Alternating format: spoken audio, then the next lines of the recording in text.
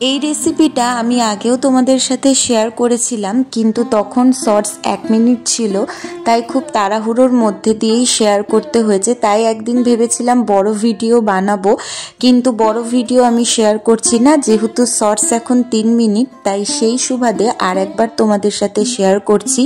আর শীতকাল তো চলেই আসলো, এবার পটল সুন্দরীকেও বিদায় দিতে হবে, তাই ভাবলাম আমি নিজেও একবার বানিয়ে খাই আর আজকেই ভিডিওটা তোমাদের সাথে শেয়ার করি। তো আমি পটলগুলো কিভাবে কেটেছি দেখো, একটুখানি খোসা লাগিয়ে রেখেছি আর দুটো সাইড একটুখানি মাঝখান থেকে চিড়ে নিয়েছি, যাতে মশলাটা ভালোভাবে ঢুকে যায়।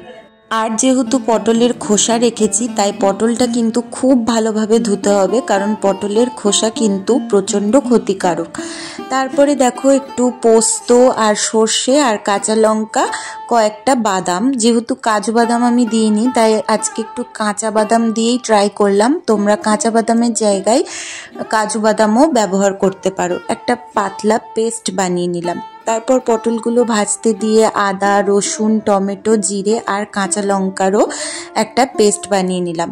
পটলগুলো ভেজে রাখা কমপ্লিট হয়ে গেলে ওই তেলের মধ্যেই কয়েকটা জিরে আর দুটো চেরা কাঁচা লঙ্কা ফোড়ন দিয়ে যে আদা রসুনের পেস্টটা বানিয়েছিলাম সেটা দিয়ে ভালো মতো করে কষিয়ে নিচ্ছি। এটা ততক্ষণ কষাবো ঢাকা দিয়ে যতক্ষণ না তেল বেরিয়ে যায়। তারপর দেখো কয়েকটা গুঁড়ো মশলা দিচ্ছি, যার মধ্যে লবণ, হলুদ, গরম মশলা, মিট মশলা দিয়েছি আর দিয়েছি চিনি।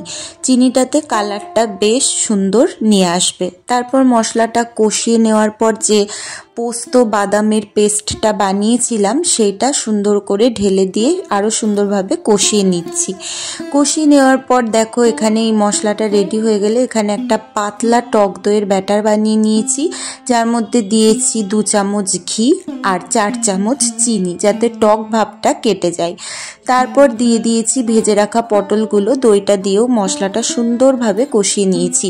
পটলটা দেওয়ার পর পটলটা 70% মতো সেদ্ধ হয়ে যাবে আর ততক্ষণে তেলও ছেড়ে দেবে।